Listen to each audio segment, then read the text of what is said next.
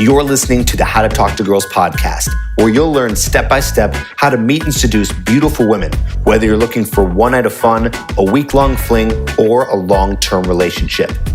I'm your host, Trip, and the episode starts now.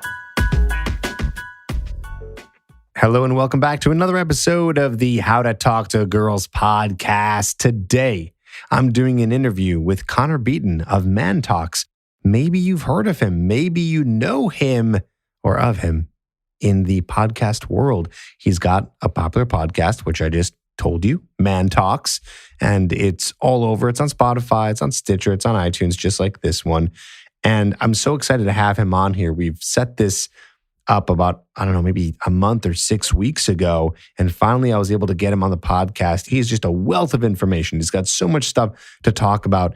And we decided to dive into one interesting topic, this real cool technique that he has, or this kind of system and mindset technique that he has for being able to really achieve anything you're trying to achieve.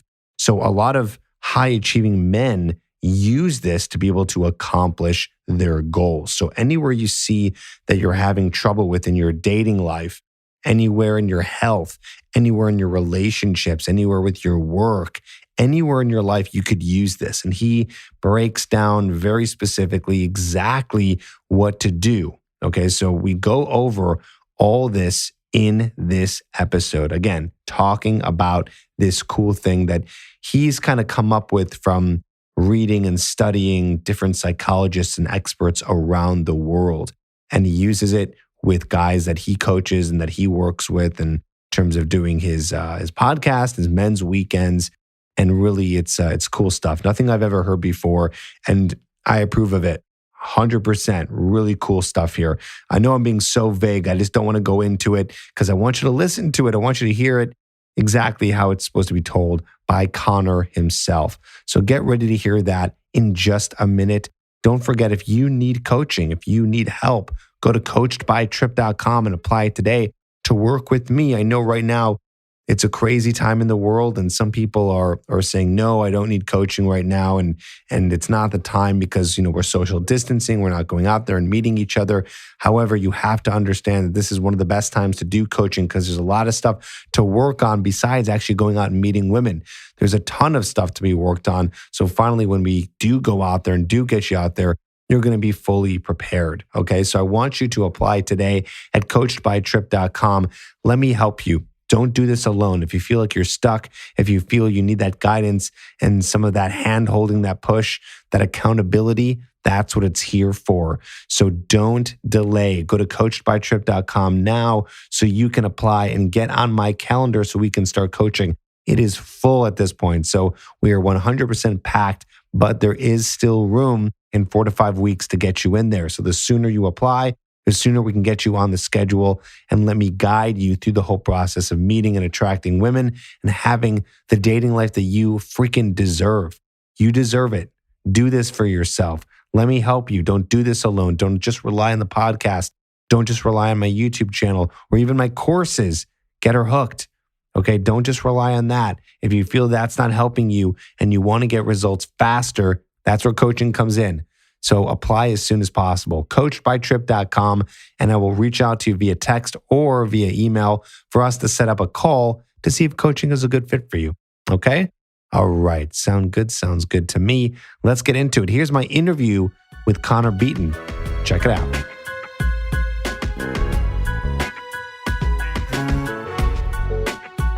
All right, I'm here with Connor Beaton from ManTalks, a very popular podcast, and I'm just really excited to have him on here. It's always exciting to have a fellow podcaster on as well, and just jam on some stuff. And so we were talking about some things earlier. We're going to be getting into the topic of masculine, feminine, dominant, submissive, yin yang. We'll be diving into that in just a minute here. But for those of you who have not listened to Connor's podcast or seen his ManTalks, maybe Connor, you can give us a little background on what you do and how you got started in all of this.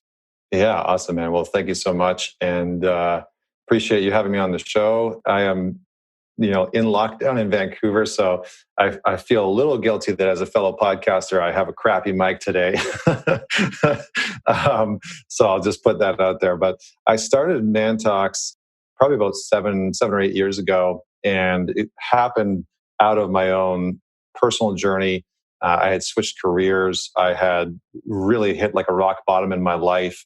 And before that, if you had met me on paper, it looked like I had sort of a lot of the things going for me. I had a great career. I was traveling the world. I had a great relationship, beautiful woman. And I just totally tanked it all. I destroyed the whole thing. Found myself living out of the back of my car for a few weeks because I was, too stubborn and too full of pride to tell anybody that I had been really just like a wrecking ball, like taking a sledgehammer to my life. And finally, when I came out the other side, I started to have conversations with men in my life about what had been going on and how I'd been struggling and how I'd sort of screwed up. And I kept seeing the same thing happen over and over again, where when I told them about how I had been struggling and sort of took off the mask that I had been wearing as Connor Beaton and just was honest with them and transparent, I met the real version of them. And these were guys that I had known for a long time. And so I really hit home with a conversation with my best friend at the time, told him everything that had been going on. And he, I basically laid all the cards on the table, and he broke down and told me that he had tried to commit suicide a month and a half before. He tried to hang himself. And in that moment, I was like, how do I know everything about you? I know what type of scotch you like to drink. I know what TV shows you like to watch. I know what music do you like to listen to. But I had no idea that you were struggling so much that you had tried to take your own life. And I was struggling so much that you didn't know that I was living on the back of my car for 3 weeks. Like, what the fuck's going on? Yeah, where's that disconnect coming from? What is happening? And I started to realize that there's like this one rule of men that we all abide by, which is the same rule of Fight Club, right? It's you just don't talk about it. And I started to see that a lot of men were living by this one rule of men. And so when they were struggling in their relationship or with sexual performance anxiety or in their business or in their health, they just weren't talking about it. And so I created ManTalks as a space to be able to dig into some of the shit that we're all dealing with, that we pretend like isn't happening behind the scenes. And started off as an event. It grew into mastermind groups and men's groups, podcast. And, now I lead and facilitate men's weekends and retreats and all over North America. I have clients from all over North America. We've got the podcast. And I'm fortunate enough to have marriage and family therapists. So my wife and I do some co-ed retreats with couples and singles. So yeah, wow. That's how it all started off. That's awesome. Tell us a little bit. I'm curious. How do these men's weekends go down? What do you guys do in a typical weekend? Yeah. So we do a little bit of everything. I teach breath work. I'll teach meditation. We do some movement and some working out just to kind of like get into the body. And we really cause the guys to sort of face the parts of themselves that they normally wouldn't want to disclose. So my work is really steeped in what's called shadow work. So Carl Jung, who is a really well-known psychologist in the early 20th century, he broke the psyche down into the conscious mind, the subconscious, and the unconscious mind. And in the unconscious mind, there's something called the shadow. And the shadow is, another word that I use for it is the hurt locker. It's basically where we take our pain, our insecurities, the parts of ourselves that we don't like, and we store it all in this one area of our psyche. And that's the shadow. And that's the part of us that we hide from the world. So the things that we don't want to talk about, the things that we want to avoid, we generally put it in the shadow. Now, the problem with that is that the shadow is the main sabotaging mechanism within the psyche. It's the thing that controls your inner critic. So, when you're out on a date with, a woman, it starts chirping. It's like, you're not good enough. She's never going to hook up with you. She's never going to want to date you. Like, you're a fucking loser. That's the shadow, right? It's fueling the inner critic to start chirping in those moments. So at the men's weekends, we get the guys together and they do physical work. They do mental work. But the big part of it is that we focus in on shadow work. And so that might mean that we're in a circle and I'll pull a guy into the middle and I will get him into his inner critic, this part of him that is weighing him down, holding him down. And we'll find like the origin story of what's built that inner critic. So It could have been an abusive stepfather. It could have been, an overly critical mom, and have them go through doing the actual work to heal that part of themselves, and then to set boundaries with their inner critic. One of the biggest challenges that a lot of men have is that their minds are untamed, right? So they have all these different parts of their mind that are just running rampant and causing a shit show. And no one's ever taught them how to actually just set boundaries with these different parts of their mind, with the inner critic, with the sabotager, with the victim. And so men are out there trying to date, trying to build companies and careers. And they have these parts of their mind, they're just running a shit show. And they have no idea how to set boundaries with it, or put those parts in their place so that they can actually move forward and produce the results that they want. Yeah, I like that. Setting boundaries with yourself. Yeah.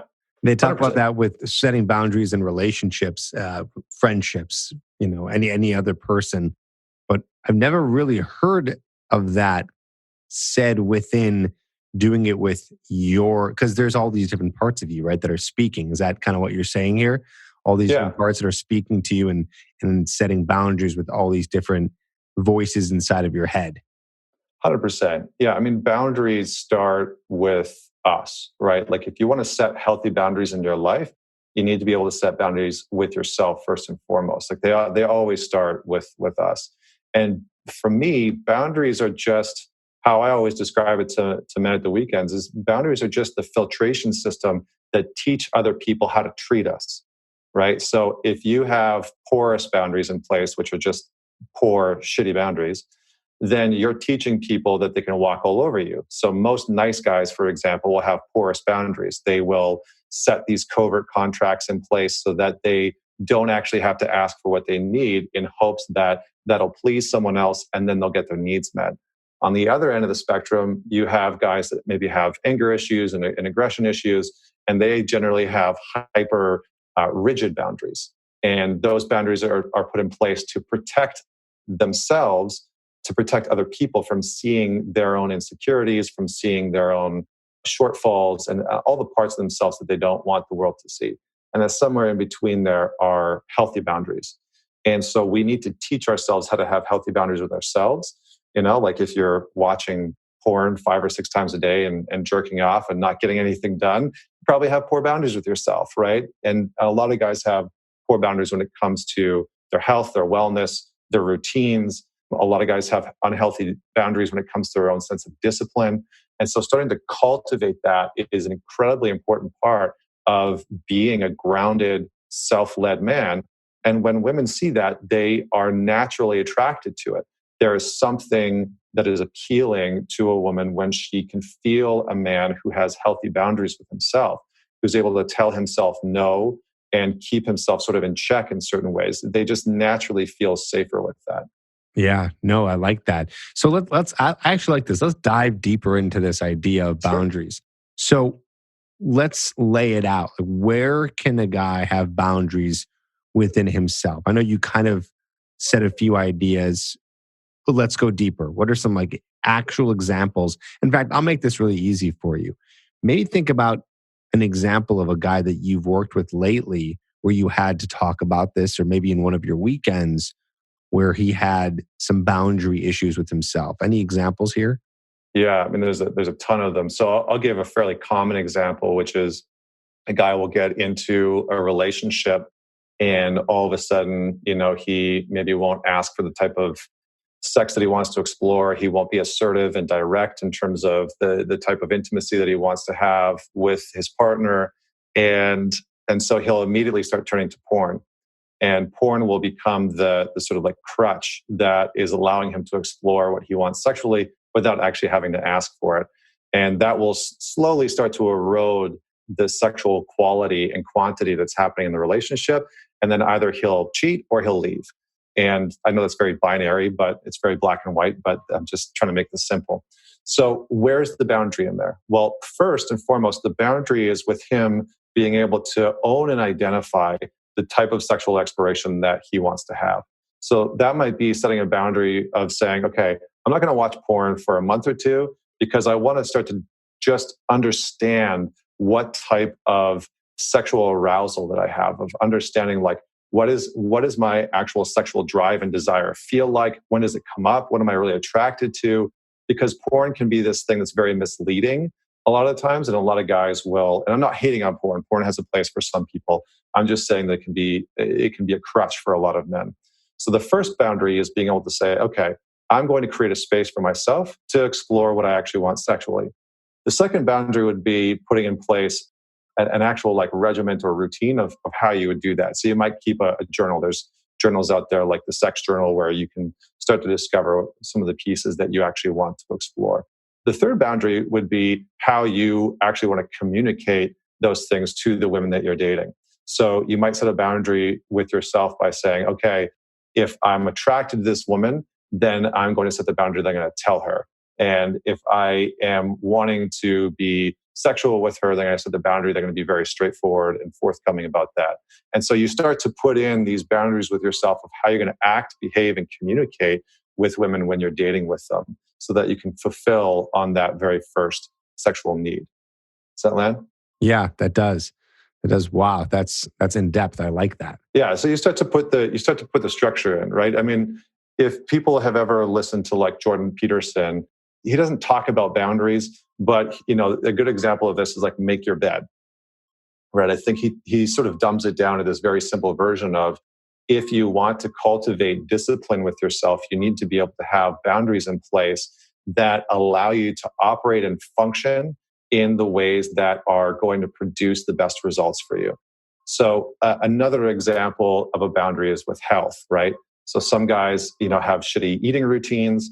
And so a boundary that you might want to put in place is like, okay, I'm not going to buy my favorite junk food, right? Like for me, it's Miss Vicky's salt and vinegar chips. Those fucking things are they're like crack. I don't know what it is about them, but I just love that shit. I love it. So it's like, okay, boundary. I'm not going to buy those damn chips. Or the boundary is I'm going to buy them once a month and I'll enjoy them, right? And then I'll have no shame and I'll have no guilt because I have set a very specific boundary with when I'm going to eat those chips and allow myself to like really fully enjoy them. And we can take that same very simple example and implement it in relationships, right?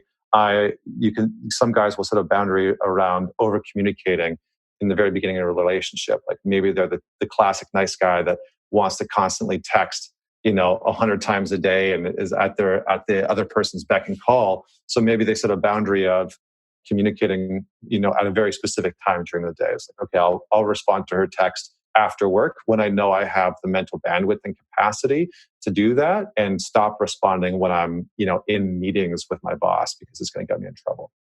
I like it. Let's keep rolling. What else? Yeah. Other examples. Yeah. Well, I mean, boundaries are a really, really interesting one, right? Because I think one of the things that is most of the time unknown about boundaries is that good boundaries require us to be in touch with clean anger. And I'm going to unpack this a little bit. Most guys, not most guys, but some guys have unhealthy relationships to their own anger, right? So they'll either have very aggressive anger that's outward and, launched at people, or they'll have implosive anger, which means that they don't show their anger, they're disconnected from it. And if their anger does come up, it's usually self-directed. And so when the anger comes up, they start to hate on themselves. And that's usually where the inner critic comes in. It's like, you're such a piece of garbage, et cetera, et cetera, et cetera. So healthy boundaries require us to understand when we are getting reactive, when we are feeling that anger. So for a lot of men, when they feel like their boundary is being crossed, and this is where anger comes in, when they feel like their boundary is being crossed, they'll start to usually feel it in their hands or in their chest, maybe in their gut. And that energy, the energy of anger, will always move up their body and into their head. So when a man has sort of moved into an aggressive space, generally it's because he's become energetically in the head, like overwhelmed, and he can't articulate properly, he can't speak his boundaries. So we need to be able to tune into where anger fits into us being able to feel like people are crossing our boundaries and where we need to put a boundary up. So for example, if you're on a date with a woman and she says something that is condescending, or maybe she says something that's poking fun at you, and you're not coming from a reactive place of like, fuck you, don't say that. You're coming from a place of like, hey, that's not appropriate for me. I'm like, maybe don't speak to me like that. or maybe being able to set a boundary of like, that's not how I communicate in relationships. So those are good examples. We need to be able to feel into when anger is arising, because that's usually a place where a boundary is being crossed or a boundary is not being implemented on our side. So how do we begin with this? Because this is an interesting, I almost see it as a technique or a system in place to help solve a lot of different issues in one's life. Mm-hmm. Where do we begin with this idea in ourselves? Like when, or I should say, how do we begin with understanding our boundaries? Mm. When do we recognize that we need a boundary? Because what I'm hearing you is like when anger comes up, mm-hmm. right? That's one. Mm-hmm. But what else? Like where do we know to use this to help us? Yeah, good question. So when we're not producing the results that we want, that can be mentally, that can be physically, that can be within our work. So when we're not producing results that we want, that's probably a time to look at the boundaries that are around that specific area, right? So like, for example, morning routines is a big one for men, right? I see a ton of guys, like they think they seem to have this perspective that they just get their morning routine like dialed in and perfected, that the rest of their life would magically fall into place. Morning routines are hot right now. Oh man, yeah, they have been for a few years. And look, I'll admit, I got on the morning routine bandwagon for a long time, and I think I spent just years trying everything under the sun. Trying to adhere to a very specific routine. Not adhering to anything. And it was incredibly frustrating. But I finally found a sweet spot along the way, and it was by understanding my boundaries. And so, real quick, because now I'm curious, and if I'm curious, I know someone else listening is curious. Just give us what is your morning routine that you've dialed in? Yeah, so the morning routine now. Yeah, the morning routine now is wake up, drink a giant glass of water. It's usually about 3/4 of a liter to a liter. Let's get real specific. Like alarm goes off. Yep. You arise from the bed. There's no snooze. Usually I will. Okay. There's no snooze. I will turn my alarm off. I'll usually lay in bed for anywhere from 60 to 1 to 5 minutes. And I will immediately think of a few things that I'm grateful for. One of the things that I started to notice is the main challenge that most people have is that as soon as they wake up, there are negative thoughts creeping in, right? I don't want to fucking get out of bed. I'm not going to be able to go to the gym. God, I'm so tired. My back's sore, like whatever is there. And so we want to wake up and start to reframe immediately. So I'll intentionally lay in bed and reframe thoughts and just think about like, okay, yesterday, what did I love? Well, I did a little extra journaling. I went for that run on the beach. Like I'm grateful that, my wife's laying next to me right now. Like whatever it is, I'll just find a few things that I'm grateful for. Then I'll get out of bed. I'll usually put on my comfortable pants, which are, everyone should have a pair of comfortable pants for first thing in the morning. And then I'll walk out in the kitchen. I'll drink, like I said, about 3/4 of a liter to a liter of filtered water. And then I have a little meditation space in my apartment, and I have a meditation cushion there. And I'll go sit down and I will do anywhere from 30 to 60 minutes of breath work. And I have a few different styles of breath work that I do. But breath work has become the staple that I have found is the best way for me to wake up in the morning. So breath work, I do a couple different styles, but some of it's Wim Hof, some of it's holotropic, some of it's just stuff that I've made up from like Buddhist traditions. But generally, it's something along the lines of a Wim Hof method. And at the very end of it, I'll do a little bit of a stretch and a workout. That's usually 10 to 15 minutes. And then I'll jump in the shower and hot shower for most of it. And then the last minute or two will be a cold shower. Okay. What a morning routine. Damn, that's intense. Yeah. Okay, yeah, awesome. The breath work, I can't stress it enough. It's like, it is the best. I've tried everything. And for me, it's the best way to wake up in the morning. Like the absolute best. And then generally my wife and I will sit and have coffee together once I'm done my routine. Usually she's up by then. She's made us coffee. And so we'll sit and sort of chat about what's on the agenda for the day for both of us and our companies. And then away we go. Cool. Okay, awesome. All right, I don't want to get too off track, That's okay. but I think that would probably be interesting for some people just to hear that. So now back to what we were saying about boundaries. Yeah. So a lot of guys are trying to get healthy morning routines going. And the perception is that they have bad discipline, right? The challenge is that most men, many men that I've worked with especially, actually have a dysfunctional relationship to discipline.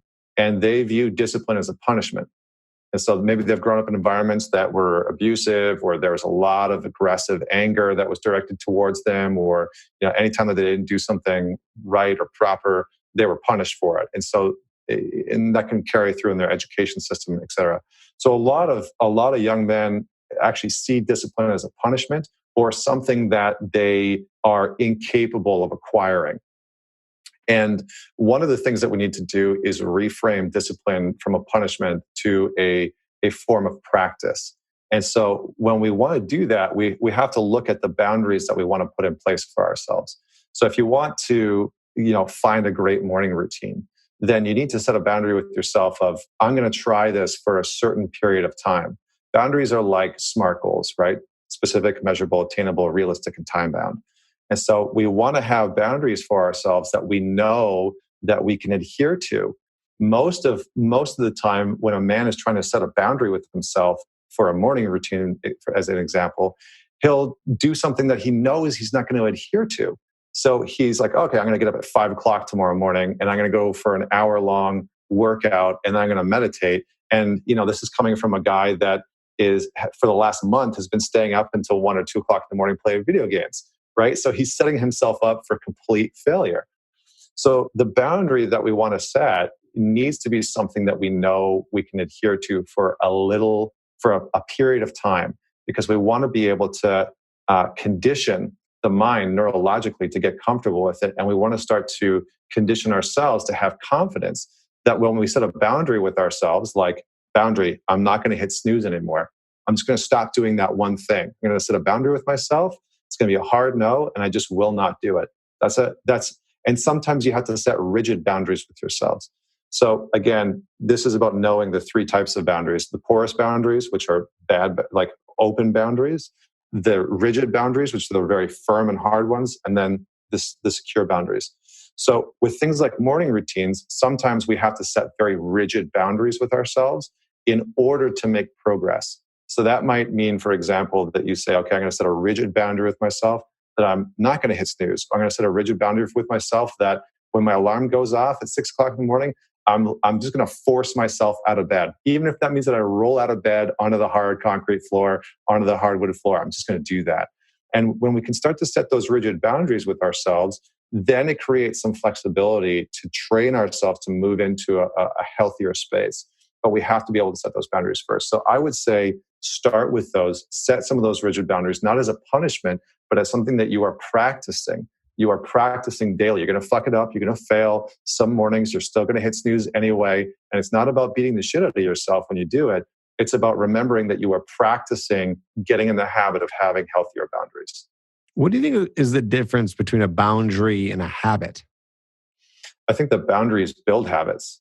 I think that as you reinforce boundaries over time, that's what actually builds a proper habit.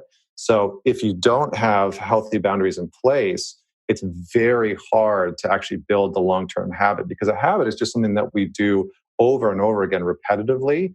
And then it becomes something that is ingrained in our nervous system, in our neurology, and it becomes something that we have to think less about, right? You sort of move from this unconscious incompetence into a conscious competence space where you are able to do it properly and without necessarily a ton of effort and a ton of thinking. And boundaries allow for that to be possible. Where do you think this relates to guys who are trying to get better with women in dating?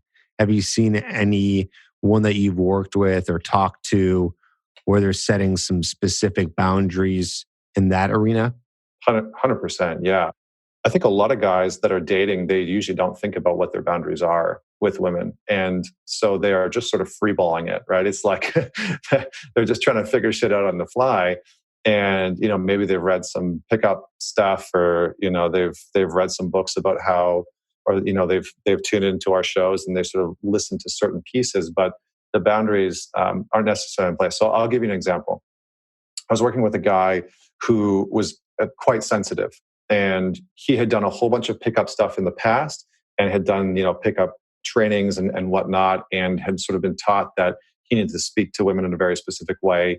And so he had kind of got into this rigid practice of speaking to women in a very specific way, but it didn't allow him to actually express himself properly. So he would get into these weird relationships with women that he felt like were all about them and weren't about him at all. And so we started to set boundaries with him, where I'd say, okay, out of the gates, set a boundary with yourself to share something personal. Just one thing. It doesn't have to be like this big open reveal about like something crazy from your childhood, but just set a boundary that you can share something about yourself. So for example, he loved mountain biking. So I was like, share that you like mountain biking, like share that one thing. And so he started to set those types of boundaries, and his communication opened up, and he was able to connect with women better. I think another example is in the frequency of communication. Some guys don't have boundaries in terms of how often they're communicating with women, and they're not setting the expectations of how frequently that they want to communicate with women. And that creates an immense amount of challenge, because women are all about communication and the feminine's all about communication. And so if a man isn't setting the expectation for a woman of like, here's, when I'm free, here's how frequently I'd like to communicate, here's how often, I'd like to see you. If he's not setting some of those things up, then either the woman will start to try and dictate how frequently that happens, and then he can maybe build resentment because of that, or she will feel like she's not being led or guided. So she'll feel like she's lacking direction. So a man needs to be able to implement some of those boundaries very early on in dating. Maybe not sort of like first date type of thing, but I think in the first couple dates, he should be able to start to set some of those boundaries. I think there's a ton of other ones that we could probably dive into as well. Yeah, I mean, I think when I'm hearing this, I imagine this is very relatable to the nice guy, right? The nice 100%. guy syndrome. There's probably 1,000,001 boundaries that need to be set for guys who consider themselves nice guys, who consider themselves people pleasers.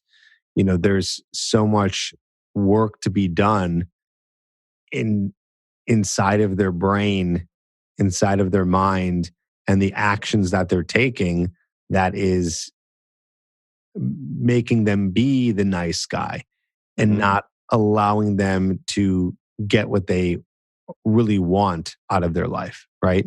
Where they think they're doing it right, but it's not working out so well. Right? We found out that the guy who's the nice guy doesn't get too far in most areas of his life. I'm sure you've heard a lot about this with clients before. It's a huge problem. 100%. Yeah. I mean, I've done some. Dr. Robert Glover and myself, he wrote No More Mr. Nice Guy. We've done a few workshops together, and we've chatted about this extensively. And one of the things that he talks about is a nice guy not asking for what he wants, not being able to receive what he wants. And so again, you can see that there's a lack of setting a boundary there, right? Not being able to set a boundary around what you maybe want to do on a date, not setting a boundary on how often you want to go on dates, not setting a boundary on, somebody staying over. And so a lot of men find themselves in situations when they haven't set a boundary up front of like, hey, you can come over to my place, but I would prefer that you don't stay over for the night. And all of a sudden men will find themselves in situations where they feel like a woman is invasive or intrusive simply because he hasn't actually set the boundary and communicated it in the first place. And so then she becomes the reason why it's not working, and he'll pull away. Right. And then that cycle just continues over and over and over. 100%. Yeah. And I think it shows up, it shows up sexually as well, right? A lot of guys don't have boundaries when it comes to their thoughts and their minds. And so a lot of them struggle with things like performance anxiety, right? So a guy will get into he'll find himself, on a second or third date or first date or, whenever it's happening. And he's in a situation where he is wanting to be physically intimate with a woman. or a guy, and this voice will start to come up. And it's like, am I going to be good enough? Am I going to last long enough? Am I going to stay hard enough? And there's no boundaries in place with that part of their mind. There's no pushback. There's no, being able to sort of say like, that's enough. I don't need you here right now in place. And so that part just runs rampant and they never sort of figure out why it's there. And it can actually escalate. And so boundaries need to be put in place as well when it comes to sex and intimacy, especially with our own mindset. Yeah, exactly. This is great. How did you discover this? Is this your own, or is this something you read somewhere and kind of made better over time? Or so this is an amalgamation of a bunch of different things. So part of it is based off of attachment theory, and the name of the author and the researcher is totally escaping me right now. But attachment theory basically tells you, if you have an anxious attachment style, secure, or avoidant. And those different attachment styles often coincide with the types of boundaries that you set. The 3 types of boundaries have been around for a long time, and they have been put together by a bunch of different psychologists and therapists and whatnot. And then I sort of mash that together with the shadow work that I do with men. And again, that's all based, on Carl Jung's work. And there's a bunch of different resources that men can read in terms of Jung's work. Yeah, I think Memories, Dreams, and Reflections is a good place to start, or The Undiscovered Self. It's another great book that's fairly short they can read that talks a lot about these undiscovered parts of ourselves that are sabotaging in relationships, especially because they are wanting to be known. So those are probably some good places to start. Cool. That's awesome. That's great. Now, this has been very helpful and very eye-opening, to hear it be spoken like this and to understand that we can use this concept to then move to a place where we are building better habits for ourselves and then go to a place where we're happy and fulfilled with whatever goals we have. So I feel like it's about understanding where do we feel we lack, like if we're going to reverse engineer it, where are we lacking in our life? Where do we feel we would like improvement? What needs to be improved? Coming then back down to what habits need to be put in place to make that happen? And then what kind of boundaries need to be set to make it so these habits happen? Am I saying this correctly, or this is kind of my interpretation of what I'm hearing? Yeah, that's a really great distillation of the process. I think oftentimes guys are looking at like, well, I want to build better habits and I just want to get in the habit of doing the morning routine or, whatever the case may be. And they're not looking at the building blocks that go into putting those habits in place. So yeah, that's great. I like it. That's awesome. So if guys want to join these weekends with you and want to listen to your podcast and just learn more from you, where would we direct them? Yeah, so you can go to either ManTalks on Instagram. You can check out mantalks.com or connorbeaton.com.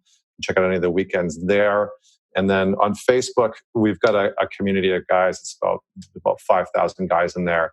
It's a free community. We have these types of conversations about everything from relationships and, sex and porn and finances and mindfulness and all that kind of stuff on there. So they can check that out. Cool. I love it. A nice, intimate, personal development community for guys. Yeah. Fantastic. Well, Connor, thank you so much for being here. Guys, check out his stuff. Check out ManTalks. It's on iTunes as well. I'm sure probably all the rest of them, Spotify, Stitcher. Yes? Fantastic. Yes, absolutely. You're nodding your head. Yeah, great. So check that out. You can learn more from him. And Connor, I know you're a wealth of information, so it'd be great to have you back on in the future and dive into another concept and see where we can go from there. But for now, that was fantastic. So thank you so much for being here. Awesome, man. Thanks for having me.